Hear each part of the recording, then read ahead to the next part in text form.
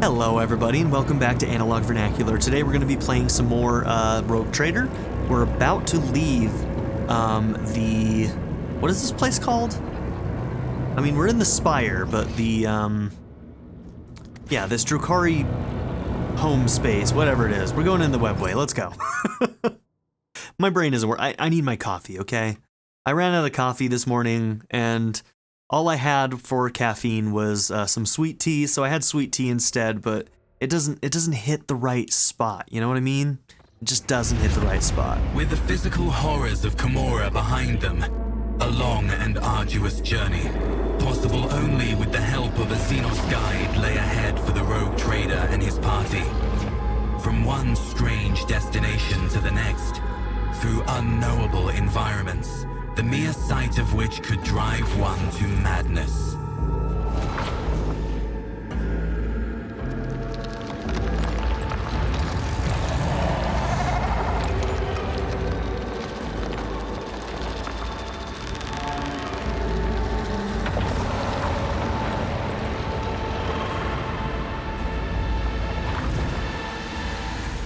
Despite the challenges, they managed to escape the labyrinthian webway and find their way back home.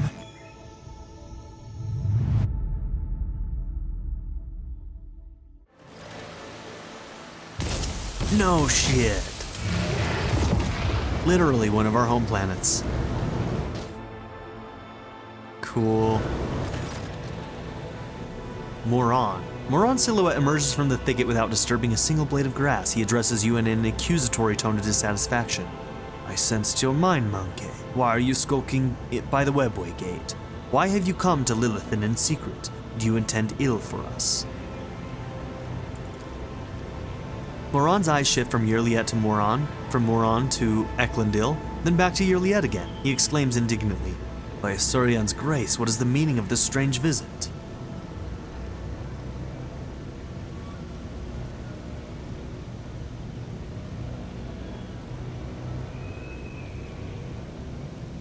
Let's see.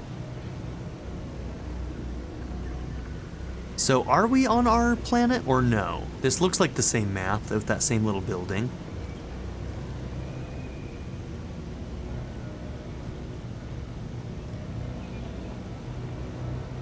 Warm greetings to you as well. You are almost as hospitable as the Dark City. My people are not welcoming of spies and infiltrators. Moron peers into you, then says thoughtfully, however, you monkey did not come here to spy on the webway gate. You came through it. I can sense its energy lingering on you now. This changes many things, as it's still active in the background. Moron's gaze bores into Yurliet for a few moments, in tense silence as he considers something in his mind. At last he says in a commanding tone, your arrival is sudden, outcast Yurliet, but perhaps there is purpose behind it. You will serve your people shortly.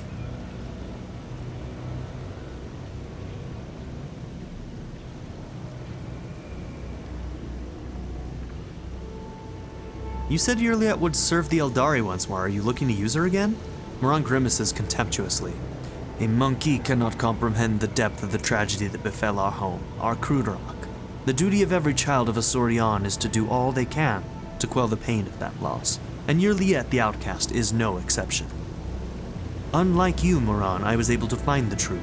The truth of Krudarok's doom was revealed to me, even though that required me to throw myself in the Dark City's deadly embrace. She frowns and looks defiantly into the Farseer's eyes. Is the fire of our souls not better directed at worthy deeds than at arguing with our kin? Eklundil waves his hand in the air, making several gestures of unknown meaning. Moron and Yurliet fall silent sheepishly. I can see that something is troubling your delicate heart, my kinsman Moron. Share your feelings with me and the outcast then, and I will reveal the truth of Krudarok's fate to you a little later. We did not spend our time on Lilithan in fruitless grief. On the contrary, our lost kinspeople have answered my call and are now pleading for help.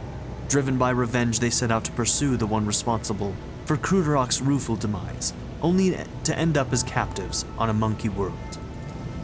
Her emerald green gaze turns to you and rests on you a little longer than usual. Dare I hope that you will lend me a shoulder to lean on again, Elenton? What world is it? That I know not. All that my vision showed me was an infinitely green sea, a living sea, and the maddening thirst of a hunter who was pursuing the children of Asurion. Oh, is this going to be that other rogue trader? Outcast. He like always wants to hunt. Outcast, your path is taking you towards the stars again. Find your kinspeople and do not let them perish. Yrliet nods silently and leaves it at that, as if she's less interested in Moron's words than in your reaction. So are we in Act 4 now?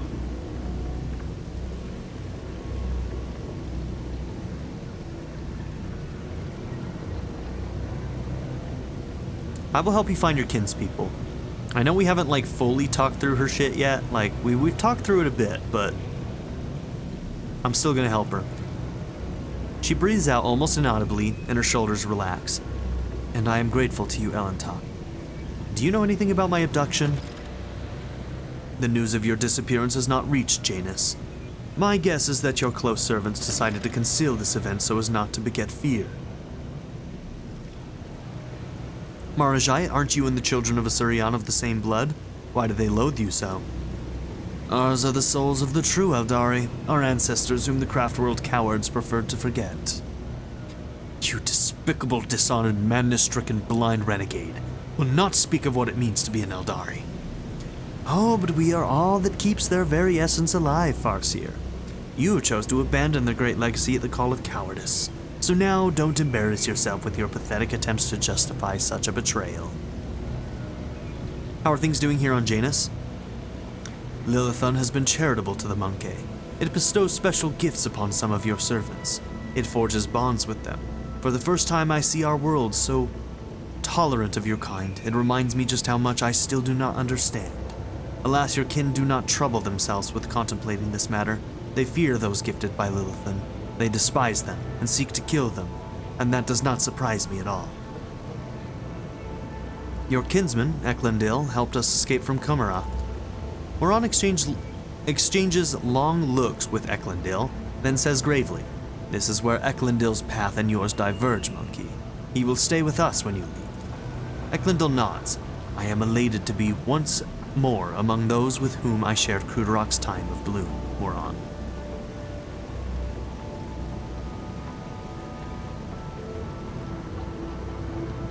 Alright, we're gonna let this happen.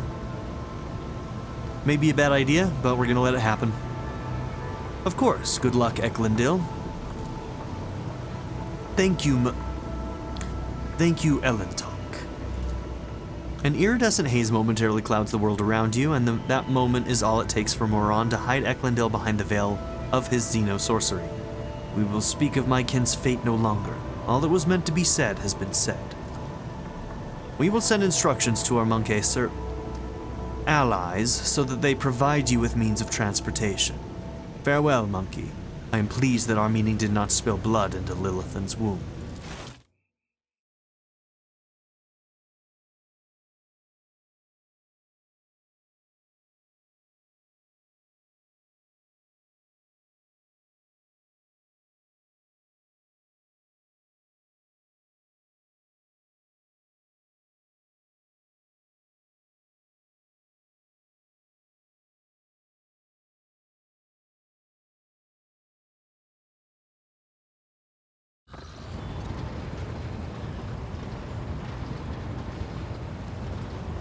Alright, we made it back to the ship.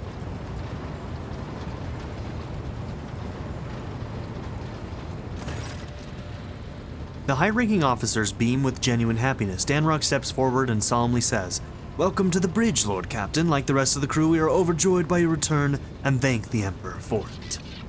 Marajai's presence alone is enough to elicit sighs of dismay and whispers from the crowd. The Drukhari ignores all monkey reactions to his person and surveys the ship's bridge, examining every detail with an ostentatiously businesslike interest. His markedly casual posture is belied by a subtle and unusual tension in his body.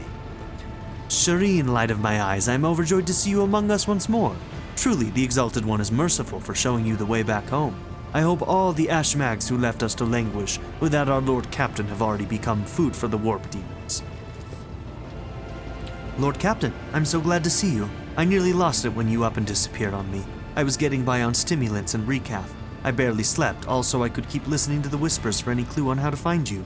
The only other time I felt so powerless was when Lady Theodora... She stops. Pardon me, Lord Captain, I'm talking nonsense. How much do you know about my abduction? Not much, Lord Captain. All contact with your party was lost shortly after the supposed pirates boarded the ship and abducted your companion's kinspeople. We immediately sent shuttles with boarding parties to your aid, but we didn't find anyone on the ship save for the crew, who had all either been butchered or driven insane. Yurliet's expression is inscrutable, but her eyes are turned to you, and you only. Since your lordship's body was never recovered, we hoped against hope that you were still alive. Alas, even our most alert auger operators never spotted anything suspicious, and thus our ignominious, that's a word, failure put you in dire peril.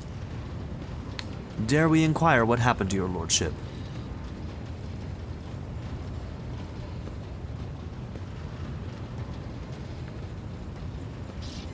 Huh. I might lie here. I don't need the ship knowing about Yurliet.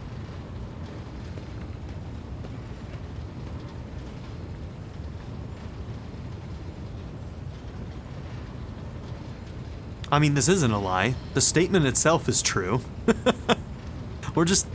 It's a lie of omission. My loyal servants, the accursed Xenos, tried to take your leader from you, but their plan has failed. I am once again with you. Are you with me? Death to the enemies of House Valancius. Show us the culprits, and we'll tear the heads off the lot of them. Then stack them next to your throne, Lord Captain. The furious officers grabbed their weapons as if eager to crush the foes who dared breach the sanctity of your person right here and now. Oh, this is so touching. Marjai's voice is laced with venom. Where was my ship all this time? At an officers' council, we decided to take the ship to Footfall, where one can hear the gossip of the entire expanse. Our agents tirelessly searched for information about your lordship. Had we heard even a whisper of where you were imprisoned, we would have immediately launched a rescue expedition. While you were away, Lord Captain, we took every effort to find you. That resulted in a number of modifications to the ship that have significantly upgraded it. No shit. Cool. Thanks to a favorable deal made by the esteemed High Factotum, the ship is now equipped with state-of-the-art auger systems and direction finders from Kiava Gamma. Okay. Enough empty talk. Your master is waiting for a proper celebration. We begin at once, your lordship. Glory to the rogue trader, glory to House Valancius. Your subjects' triumphant roar sends a tremor through the bridge. It's as though the ship itself is greeting its long-lost owner. The factotum smacks his lips awkwardly and adds in a quieter voice, Lord Captain, the senior officers will report to you shortly. In your absence, we received a number of astropathic messages and dispatches that demand your attention. Party first. The homunculus's prism? The group of servitors suddenly stirs their movements, frighteningly identical even for automatons. They stare at you and say in perfect unison, Hello, Nomos have come to welcome you back. We sense that a great deed has been done, a vivid imprint on existence. You did something very important. What was it? I escaped from a dark city of the Xenos and showed them mercy. I mean, I guess technically we showed them mercy. I guess we could have destroyed that thing, but the danger to us would have been incredibly real. So, like, mercy's a stretch in my eyes. It suits you, what we see in you, light and connections without the urge to destroy. Did Nomo say it correctly? The servitor chorus, which sounds on a single voice, falls silent. Nomos appears to be waiting for your response in eager anticipation.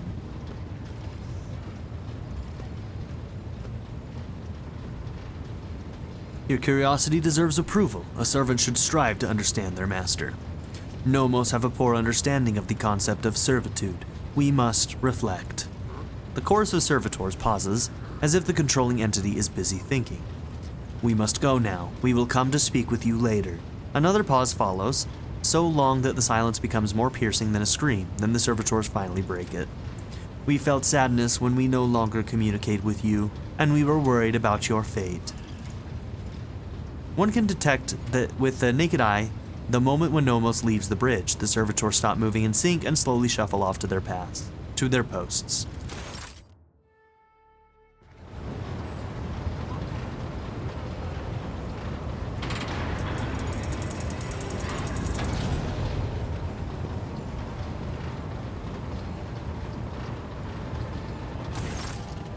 Your lordship, I must report highly compromising information about a member of your retinue, namely Mistress J. Haydari, who it turns out is nothing of the sort, but a commoner, a fugitive from the law, and a deserter from the Imperial Guard. I have solid evidence to prove it. How did you come to know of this? In your lordship's absence, the burden of watching over the dynasty's treasury fell upon my shoulders. I deemed J. Hidari the likeliest threat to the dynasty's material security. I had my people conduct an investigation, and they uncovered a past connection between Hidari and an individual by the name of Mercy, a highly influential figure in the Kasbalika mission with a dangerous reputation. Fearing that the predatory interests of the Kasbalika would pose a threat to your officers, I began my own investigation. It was entirely reasonable to suspect collusion of some kind between Hidari and Mercy. And so my suspicions were confirmed. The two were connected. It was from Mercy's associates that I acquired the compromising intelligence on Hidari. Okay, let me know the details. I may have overlooked some nuances, but I have solid evidence that the person whom we presently know as J. Hidari served in the 19th Ifrit Regiment and was identified as the perpetrator of numerous instances of theft and smuggling, as well as desertion. And this individual is not of noble birth, but of the lowest of origins. Okay? Let me see J. Hidari. We're going to discuss this.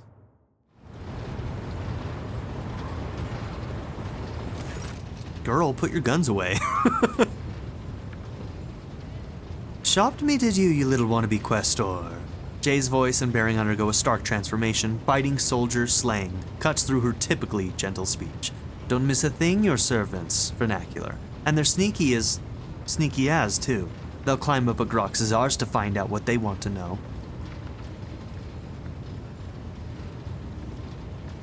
Yeah, I'm gonna talk about her past. She may not like that we're pressing her, but I am the rogue trader. Only if this scum slings his hook. Jay nods at the now much paler Danrock.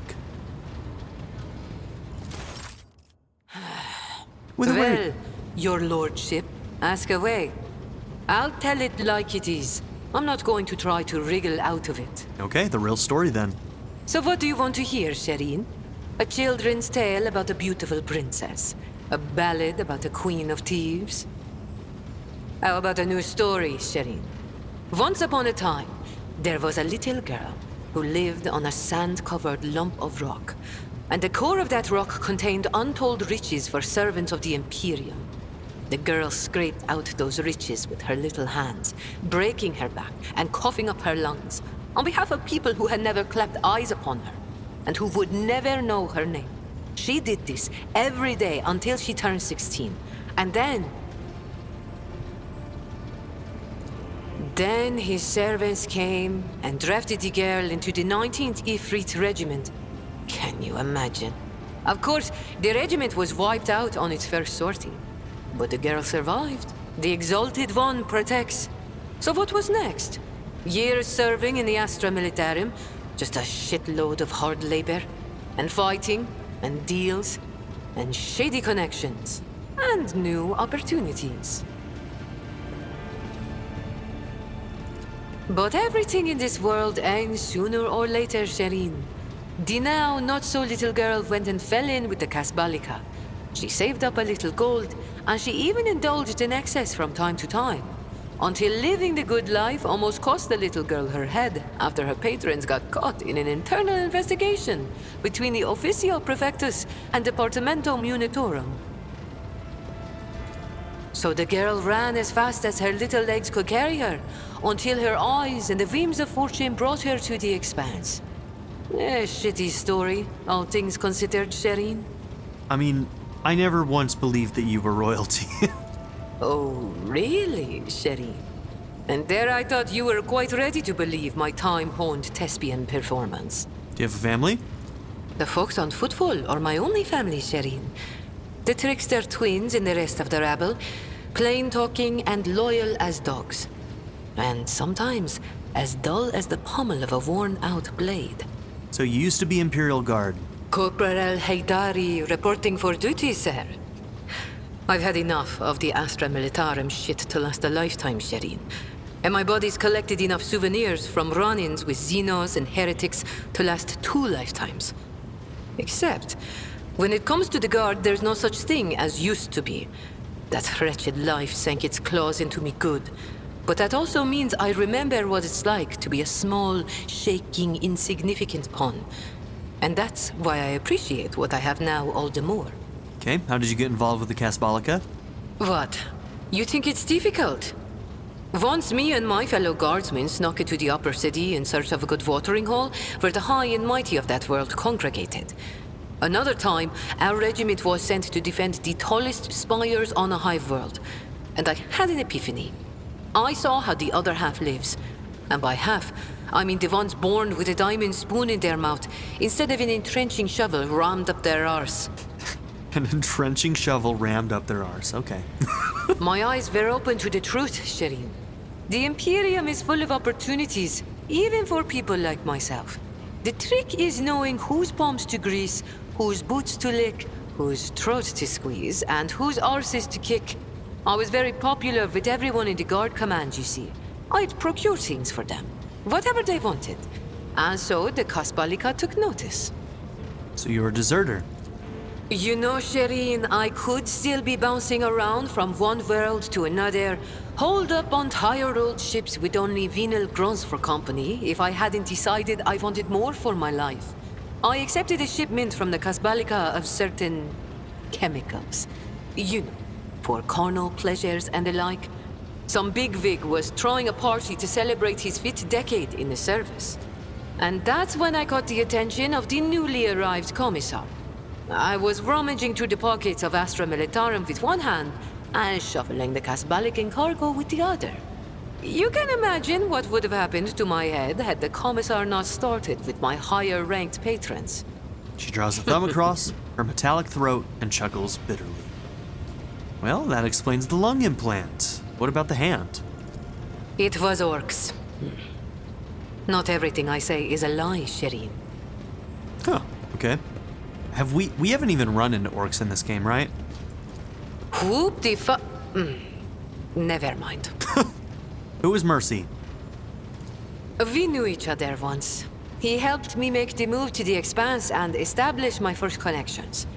But that's an old story I prefer not to poke at if I can help it. Things are good in my life now, and I don't need mercy. How about telling me more about your new persona? Are you worried I'm going to start spitting on the deck and shriveling your officers' ears with my foul tongue? Don't be, Shireen. I much prefer being seen as a princess rather than a deserter. I'll continue to play the part in front of the others, but you wanted to talk frankly, so I've dropped the act. Okay. Return to your duties then. Sir, yes, sir. Your lordship, Shireen. I'll be here, all primed and ready to go. Jay's lips curve into a faint smile now that the seal of silence that has shackled them for years has finally been broken. You can thank Danrock for that, I guess. Danrock adjusts his jacket before addressing you. Now then, Lord Captain, shall we get to business? We have a number of items to go over. The Expanse is in flames, your lordship. Squadrons and smaller groups of despicable Drukhari raid our systems.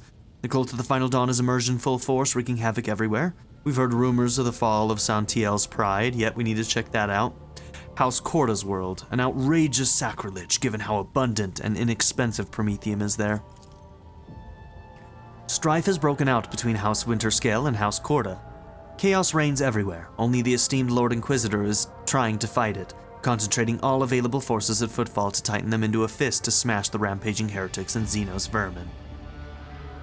Okay. So what kind of Xenos are attacking the Expanse? So we got 2 rogue traders at each other's throat. The Inquisitor is basically just trying to make sure that, like, some semblance of chaos is controlled. Drukhari, your lordship. The squadrons, both large and small, are invading the Expanse, unleashing carnage on planets, taking captives by the thousands, and attacking ships. It is as if something has poked their nest, if you will, and now they are lashing out. Okay? How fare my worlds? The heretics' malicious acts make it difficult to maintain astropathic contact with colonies. The cult of the Final Dawn strikes everywhere, and their sleeper agents are active on every planet.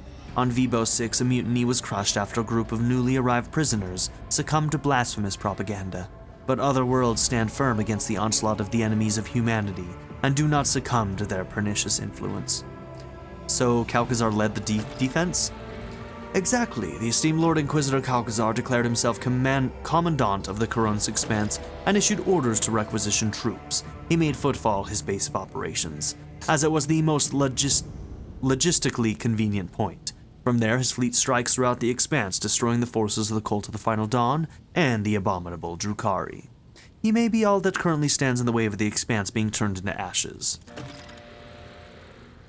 When heretics laid siege to Euphrates II, a hallowed forge of the Cognizance fleet, the Lord Inquisitor sent an enormous force.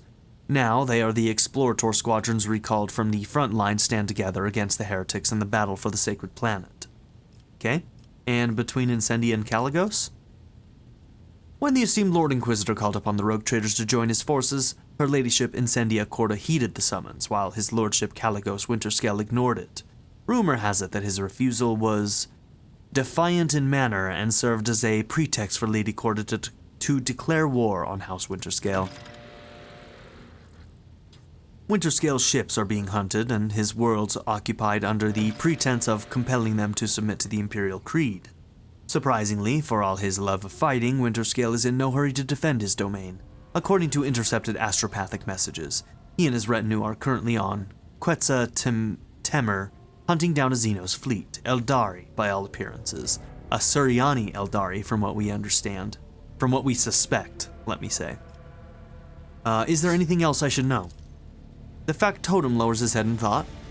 There have been other minor developments. If you so wish, I will gladly bring you up to speed on the bridge. I would not want them to take any time away from this occasion.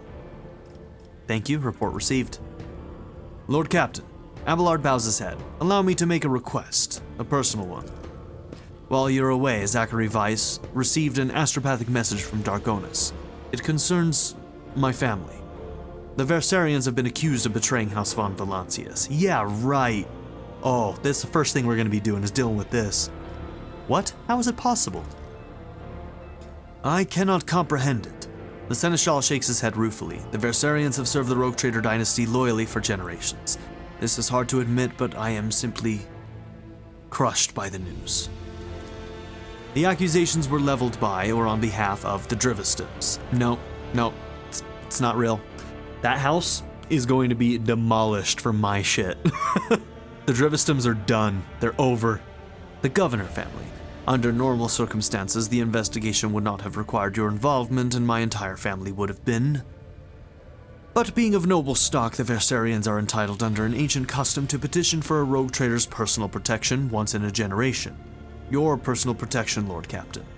He raises his eyes at you. Do not deny us that honor, I implore you.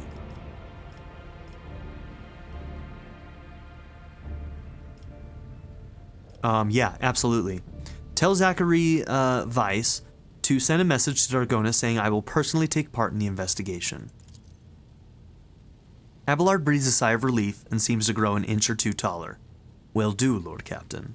I have his back 100% all the way. Now, if we go there and through the investigation find out that one of the Versarians did something shady, we'll deal with that then. But for now, I got my boy's back. 100%. Idira hurriedly enters the study, sniffling and hunching her shoulders. She looks haggard. There are bags under her eyes, her hair is disheveled, and her hands quiver slightly every few moments.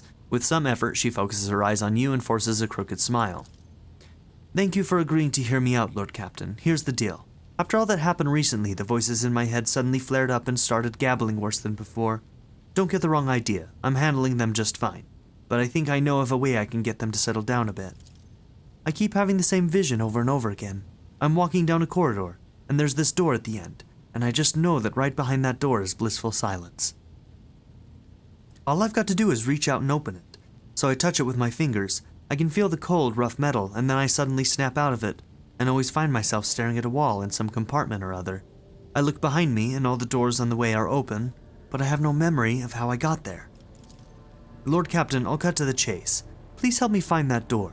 I'm not joking. This is a matter of life and death. My gut tells me it's my last chance to deal with my powers, and if I don't, she trails off. Okay. Can I ask some questions first? Absolutely, Lord Captain. Ask me anything and I'll try my best to answer. What do you think is behind the door? I have no idea. Maybe it's some incredible implant from the tech priest's secret stores? Or, I don't know, a serum kept in the Inquisition's vault. There's such a thing as archaeotech, right? Plenty of it lying around. Maybe some of it could help me. Adira's trying to maintain a facade of confidence, while simultaneously pulling at a hangnail so hard her finger begins to bleed. Ugh. Do your visions contain any clues on where to start? Vague ones, as usual. I think I can hear the muffled cries of some weird birds, and my head is sweating like it's somewhere hot. I'm surrounded by rockcrete, your everyday Imperium stuff, except it reeks of burnt flesh, fried cables, and chemicals. Sorry, that's about it. Nothing more concrete, but I think if we get close enough, I'll sense it immediately. Is the door you describe similar to the door your whispers come from? No. Well, I don't know. It feels different. The one from the visions feels very, I don't know, real? I can even touch it. It's definitely not an illusion. It really does exist somewhere, and trust me, neither of us wants to open the other door. The whispering one. What if it's a trick, though? Like, she might be being tricked. I find it difficult to believe that suppressing your abilities is safe. Yeah, let's go here. Now, let's go through it. Adira snorts. Oh, it's really, really not. I'm sure you've heard stories about how people tried to lock Psyker's abilities away for good, and how those Psykers would then eventually go insane and explode into little pieces. But if there's a way, not to shut my door completely, but to make it so a tiny little crack remains, now that's a different story. I can just feel it.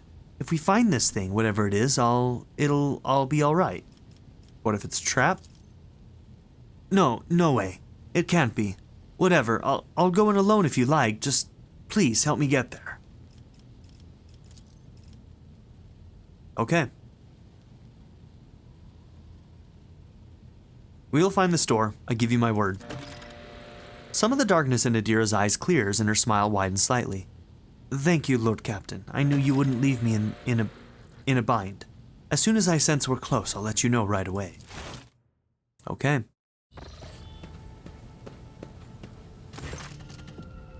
The Exalted One bless the House of Valancius for your largesse of spirit, Shireen. And thank you for deigning to speak with me. She turns unusually hesitant, now tentatively choosing the words that only a moment ago rolled off her tongue in an uninterrupted cascade. Here's the thing, Shireen. My network of trade representatives has been stretched a little too thin recently. Like a chiffon dressed on a whore. Supplies are all over the place, orders aren't being fulfilled, clients are kicking off, and not without reason, and revenues plummeting. And if that wasn't bad enough, my guys running things from Footfall have been incommunicado recently, and an astropathic message has finally come in to tell me why. Some ashmag, or ashmags, thrown smite them, has captured my gang, and they're threatening to kill every last one of those hard grafting whelps if I don't do what they want. And they only want one thing, my Mercatum Tabula Official in exchange for my gang's lives. Jade tosses her thick mane of hair and grits her teeth, looking more vicious than you have ever seen her. But I'm not giving up my certificate for anything, and nor am I going to leave my guys high and dry. That's why I'm begging for your help and protection, Shireen. If I have to step into a cage of hyenas, I'd rather do it with a lion at my side. Tolemon did not say who sent the message? Shireen, you know yourself that all this astropathic chit-chat is nothing but a stream of images, thoughts, intentions, nothing concrete.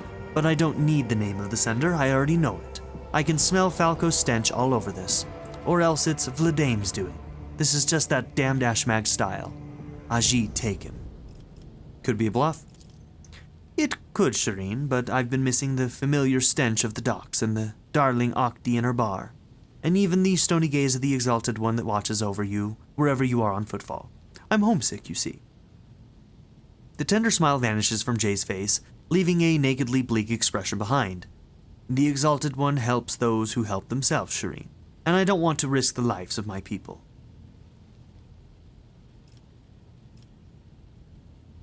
Huh. When we reach Footfall, I will help your associates. I look forward to that day, Shireen. and praise be to the Exalted One for bestowing such a miserly portion of haughty indifference upon your heart.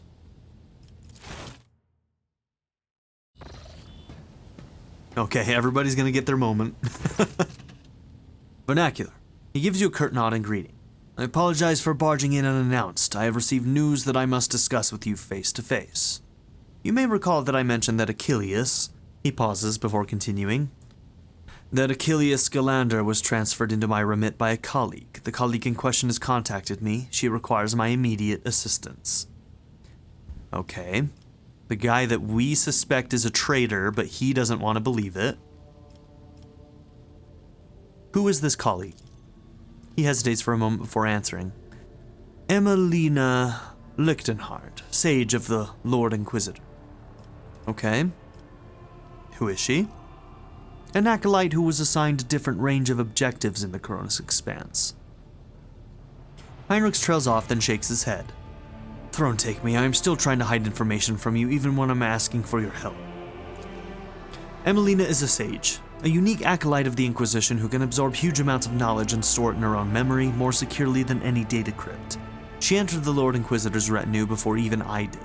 Talking to her is a strange experience, but that is barely scratching the surface of who she is. Emelina is an incredible scholar, an expert on the forbidden and the illicit. And of course, she is a loyal servant of the Golden Throne. Okay? So, talking to her is strange. What does that mean? He locks his fingers and says nothing for a few seconds. Since birth, Emelina has been different from other people. Specialists from the Inquisition enhanced her natural gift of hypermnesia. There are certain procedures that can be done. She creates separate blocks of memory, which she can then lock under a code word, or even overwrite with new information. She can organize her mind like a normal person arranges boxes on a shelf.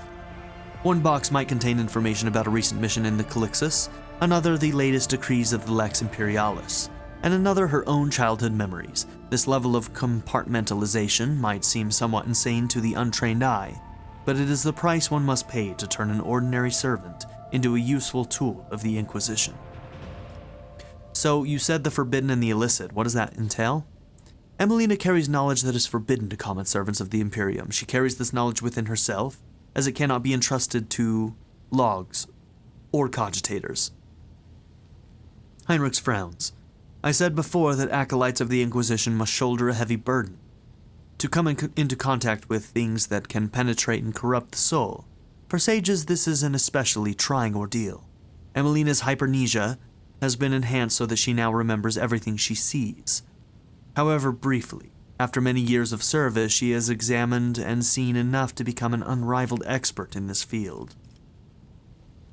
Yeah, you speak of her with obvious affection. Do you have feelings for this girl?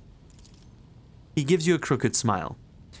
Emelina was something of a mentor to me. She helped me when I had only just joined the Lord Inquisitor Circle. She taught me side techniques to maintain my focus and equanimity. She trained me in the finer details of working with archives and data crypts. She gave me the chance to unwind a little in my post by playing games of regicide with her. Okay. So maybe not love, not romance, but kind of like a mentor mother figure. You failed to mention that Calcazar has other agents operating in the Koronus Expanse. I did not fail to mention it. I deliberately concealed the information. Divulging the location of the Inquisition's agents could threaten not only the acolytes themselves, but also the results of their endeavors. Okay, I have a clearer picture of Emelina now. What was her message? Emelina's message is incomplete and distorted. It is impossible to make sense of every word. The only thing we know for certain is that an acolyte of the Inquisition is asking me to go immediately to Photon 4? A remote planet. In her message, she seems to be requesting either military support or help with an evacuation. Whatever precipitated this request, Emelina would not make it if it weren't absolutely necessary. I know a rogue trader has more than enough other matters to deal with. Nevertheless, I would like to officially request the Lord Captain's assistance in dealing with this issue. Heinrich inclines his head.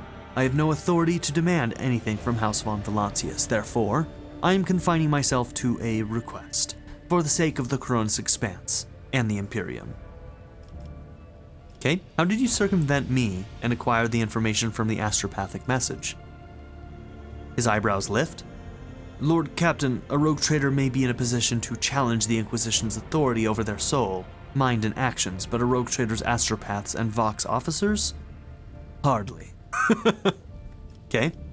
What's threatening Photon 4? He says nothing for a time, then begins to speak, slowly, as though he is fighting against resistance. Something seems to be going on with him. He seems to be taking a moment, like... Does he have, like, an open channel, like, an astropathic, like, Vox, like... I wonder if he's, like, directly communicating in some way. Through his psi powers. He keeps on, like, taking a moment before giving us answers. It's making me a little suspicious. Not that he's, like, working with chaos or anything, but, like, he's still hiding shit. For the avoidance of leaks, the details of the objectives of specific acolytes shall remain a secret. All I can tell you is that the primary threat that Emelina was dealing with in the Koronus Expanse was Xenos. In particular, Drukhari raids on distant systems. A sage is ideally suited for gathering data about the chronology of this problem and finding appropriate methods for combating it. As for what Emelina is doing on Photon 4 specifically, I don't know. I don't even know any details about the world itself, only that there are humans there, so either it has been colonized or a garrison has been established there. The Cult of the Final Dawn has been my top priority here, and my investigation has given me no cause to turn my attention to that planet. Okay.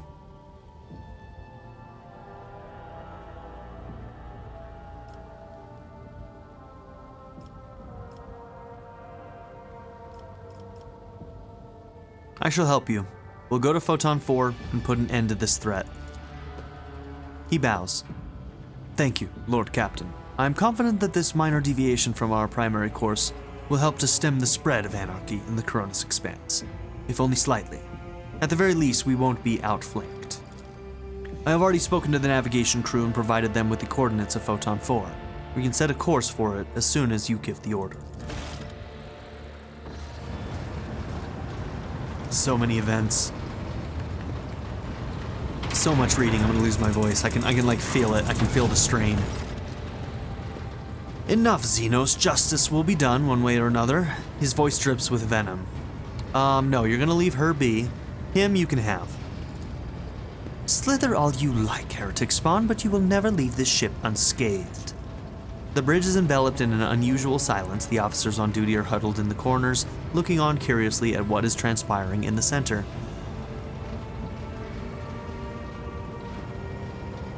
Heinrichs, what punishment awaits him who failed to realize his own acolyte was a traitor?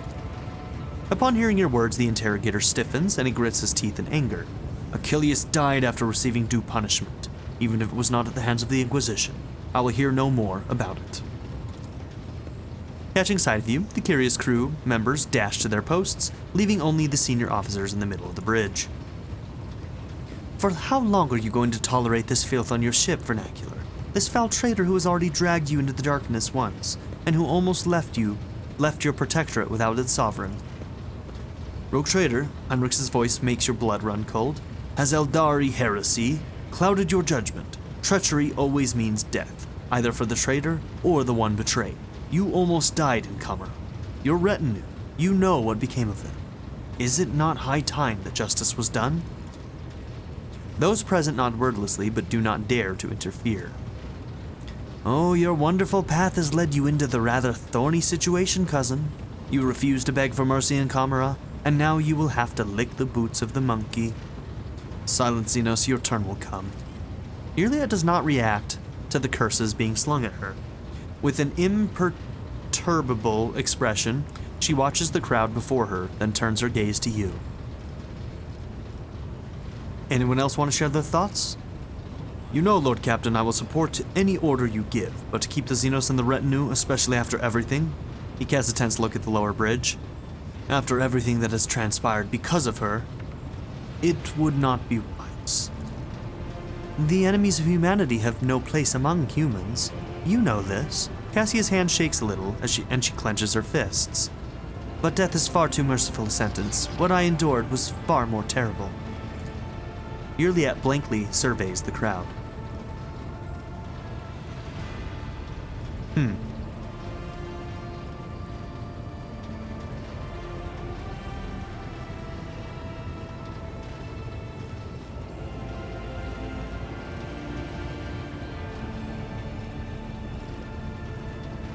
This is as far as I'll go for Yurliat, man.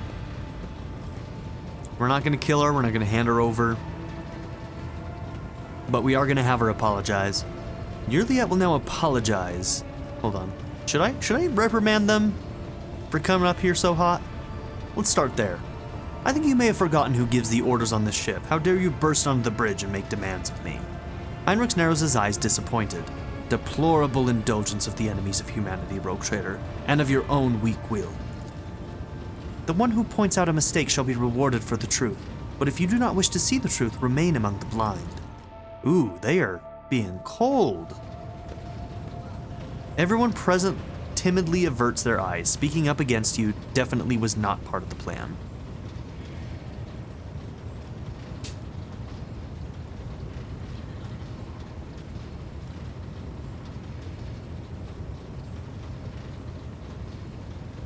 Yeah, this isn't going well. They all left? Okay, that didn't go the way I expected. Are you alright? She shrugs uncertainly. Your monkey have had it worse. I will live and the wounds of my soul will eventually heal. They will live too, but their souls will forever bleed painful memories.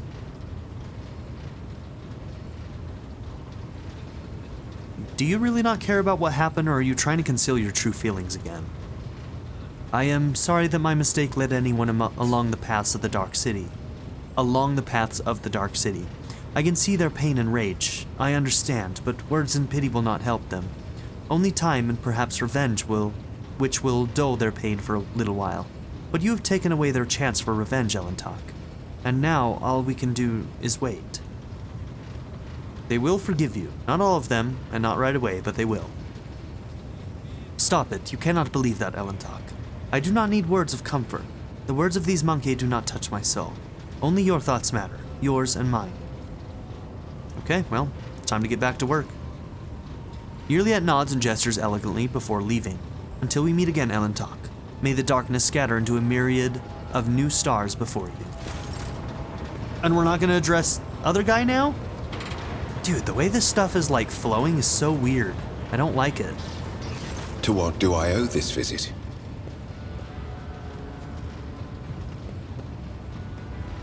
Okay. We should probably go and talk to him, and then we'll probably hand him over to Heinrichs. Okay, so much talking, I am going to lose my voice. Alright, where is he? Okay, he's over here. There he is.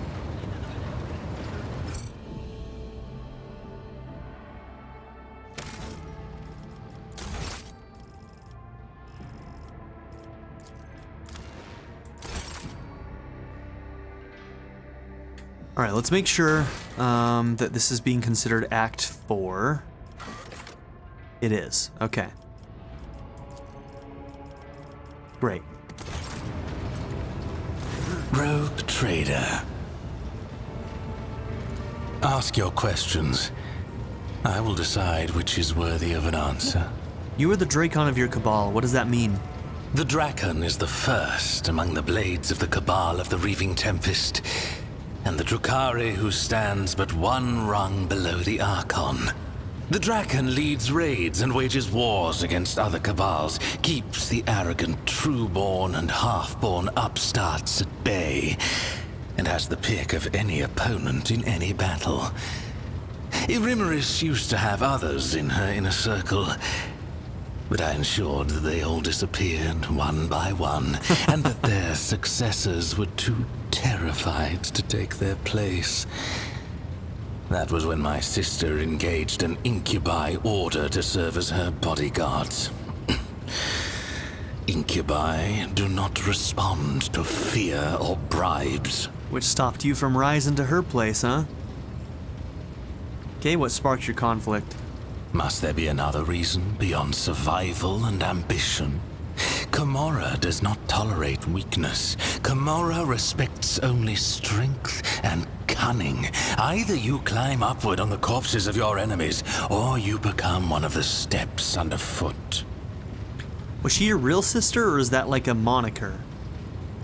We shared the same blood, and we emerged into the world from the same womb. Literally your sister! We were both true-born, and we both stood above the scum that comes from tubes and vials. I just assumed that it was like, you know, like, my brothers, my sisters, other Drukhari, that sort of deal. Okay, how is it that the great and terrifying Marajai was only the Dracon of the Cabal and not its Archon? Keep your arrogance in check. Irimaris was clever and deadly, and if I had underestimated her abilities and strength, I would have been food for the Urgals long ago. The very fact that she surpassed me speaks for itself. I refused to give her cause to cast me out as a traitor. No, our rivalry, our little game that ran since our birth, took time. And another thing, when you're at the top, you need something to stave off boredom. This game amused us and terrorized the rest of the Cabal. What a lovely relationship you had with your sister. Nazrakai and the Cabal of the Black Heart, what is their relationship to your Cabal? The Cabal of the Black Heart is the most ancient of all the Cabals, and the largest. It casts a shadow over all Komorra, and when the Black Heart strikes, you submit or you die. The Reaving Tempest was not prepared to perish, so when the Black Heart's shadow stretched as far as us, Irimaris' predecessors chose to bend the knee and become their vassals. Irimaris never liked the Cabal's subordinate position. Her words, and sometimes her actions, directed against the Black Heart, prompted whispers of discontent and fear among those who served her. I was not willing to renounce the protection of Astrobial Vect's own Cabal. If I had succeeded in overthrowing Irimaris with Nazrakay's aid, many within the Reaving Tempest would have supported me. Tervantius the Machinator, what is your connection to him? Tervantius was Irimaris' ally, not mine. The Reaving Tempest is his patron, and patron also to the Witches of the Arena. I have had cause to seek out his artistry several times, and each time with difficulty. Of late, he's been gone from Komorra more often than he's been in it. He was probably in one of his lairs where he hides his other experiments and creations. Do you know where they might be? After Tervantius quarreled with the witches and was stripped of the Cabal's protection, his havens in Komorra were turned into a deadly trap. I imagine they've been ransacked and destroyed by now.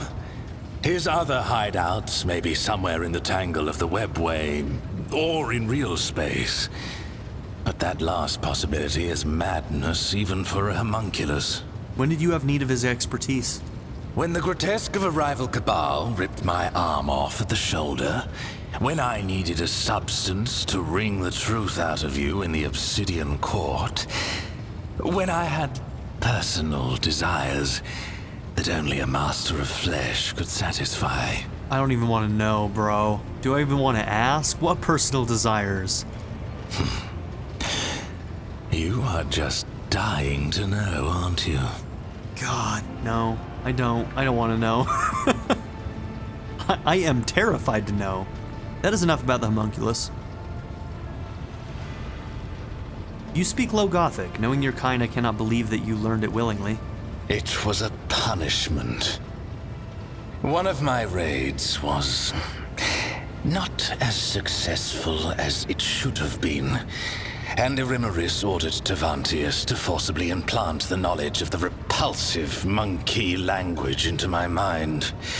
Supposedly so that I could at least benefit the Cabal by coaxing the monkey into their cages. 5 days I spent under a cerebral burner in the Spire's main hall, to the delight of Irimaris' entourage. I dislocated every joint, struggling in agony against my shackles. But I would endure it all again to expel this poison from my head. The more I listen, the more it seems that for a proud Drukhari, you very much enjoy submitting. An amusing example of a primitive mind. Any Drukhari towers over any monkey, and we do not conceal our attitude to livestock, but my Kabbalite kin. Every one of them should be treated with caution, and those who have already demonstrated their power and might are a deadly threat in their own right. I do not revel in submission. I accept things as they are. And I wait until a point of weakness reveals itself and calls to my blade. You call yourself a Trueborn, what does that mean? It is a caste in Komorra. Noble Drukhari born under certain circumstances. Their cradle before birth was not an amniotic gestational tube, but a living womb. Carrying a fetus for such a lengthy term is as good as a death sentence for a female Drukhari. She is too vulnerable to her enemy's attacks, and she is of no use on a raid. In Komorra, only the most powerful Drukhari, who are able to surround themselves with the best protection, can allow themselves such an extravagance. Man, these people are wild. Farkaza Aziriesh, poisoner of Azdrujar, and Shaimish's elect, was one such exalted leader of the Drukhari. The result was worth the effort. Very full of himself. He's like, the result, pointing at himself, me. Totally worth it. You have numerous titles, I recall. Tell me about them. Eviscerator of Illiridas, Blaze of the Barkag Kingdom, Oh, cool. and Slayer of Koronus the Pale. Oh, wow. Illiridas was a world inhabited by our distant Eldari cousins, until I led a reaping raid there. The Barkag Kingdom was a separate cluster on the fringes of Komorra before it went to war with the Reaving Tempest, and by the time I left, I was wading through the blood of its inhabitants. And lastly, Koronus the Pale. He was an ancient homunculus who betrayed the Aziriesh at the behest of another cabal. That was not a military victory, but a personal one. In his attempts to make himself invincible, Koronus had sown inside himself the deadliest creatures from the depths of Komorra. It did not save him. I cut out every one of his 8 hearts and sent them to his former coven as a warning to the rest. After all of that, I see. Are you sure? Okay. What do you plan to do next? I must adapt to my new circumstances. And to this bucket that you monkey call a void ship. These alloy bulkheads. So primitive. Can you tell me more about your kind? What exactly do you want to know? Okay, I'm gonna have to ask that Perhaps. later. We have to end this else? episode. I don't have time to go through all of those. So, yeah, we have a little bit more dialogue in that one that we need to go through, but for now, Then we're go. gonna... I will find something to amuse myself with. Dude, you cannot stay on my ship. The things that you find amusing are inflicting pain on people. He's not staying. He's simply not staying. Okay. But yeah, thank you all for being here. Don't forget to like and subscribe, and I'll see you on the next episode. Have a good one, everybody. Bye. I'd like to give a very special shout out to my patron supporters: Darren York, ZTD, Knife Namaste, Kyle the Monarch, Chris Murphy, JW, Quinless, Vlado101, Andy Ford, Bruce Wizzle, Black Mamba 90, Eureka Gecko, A Happy Fat Panda, Turkeyfoot 27, Pedo Kuto, Shadow Raven, Hannah Kate the Great, The Blue Electric Cat, Emily Kuzanoa, Philip Dougherty, and Nadia N. If you would also like to join this tier or any others, check out my memberships or my Patreon in the description down below.